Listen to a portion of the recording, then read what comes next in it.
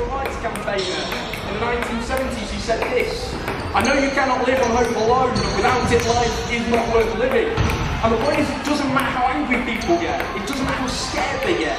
They don't have hope, they don't fight back. They might yell at the TV, their anger might be turned at their neighbour, but they won't have the confidence to fight back.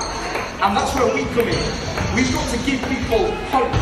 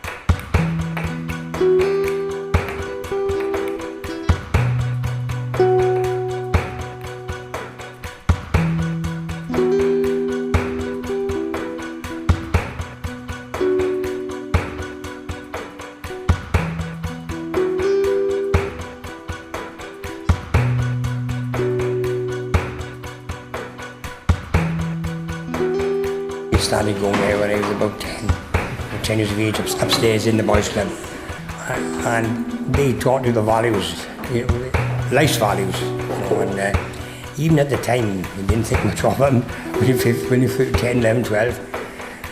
As the years went by, it was like an anchor to me. It was like an anchor, he sort of taught me what was right, how to behave, and it's like a card with me all my life. So I can say, that I met my wife there. My wife was kids. We met her there. We got married 50 odd years. The YMCA was the place where I used to go to a disco every Friday, and it was the highlight of our school week. And we'd go along and we'd be able to dance to the songs that we'd heard on Top of the Pops by our favourite bands like Madness and The Specials and UB40. And we had to be quite patient because the rockers would be dancing to Meatloaf and shaking their head to Bat Out of Hell for about 5 minutes. So, we waited on the sidelines and then we were ready to dance. Then they had the dancing classes coming there, and we started to do the tuck shops. And it was Friday nights I used to do. And the little ones would come because they'd start at 4 years old, and they'd come and learn to come to the tuck shops. Yeah, what do you want?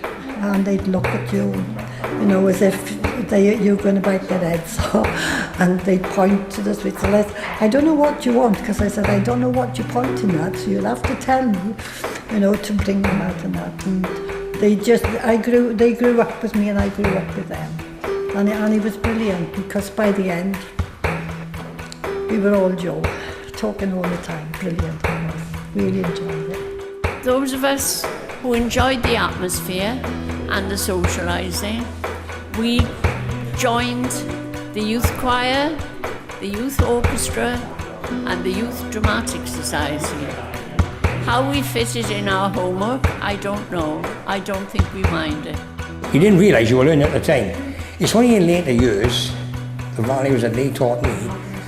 Because I'll tell you, when I was 16, 17, 18, 20, in my early 20s, I didn't think much about anything. I didn't care. But then all of a sudden, all them things that they taught you, that they talked about, and the time we spent with them, it's like they'd come back. It all sort of, and you base your life on that then. Well, I have anyway. Yeah, I went to a few dances in the Shelley Hall, and they used to have some bands coming up from Cardiff, which was good. One was called The Classics. Yeah, really good.